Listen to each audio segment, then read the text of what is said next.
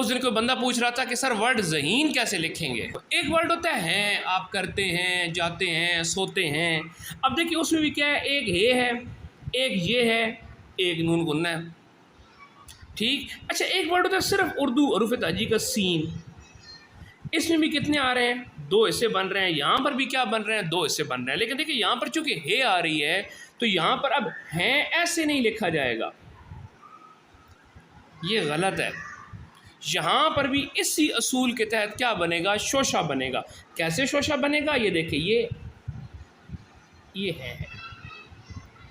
अच्छा अब शोशे और दंदाने में लिखाई में फ़र्क क्या है कि देखिए दंदाने जब बनते हैं एक दंदाना ऊपर, फिर नीचे, फिर नीचे, फिर नीचे, फिर नीचे।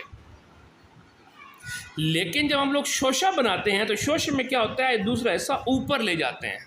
देख रहे हैं। अब ये हमारे पास वर्ड है हैं,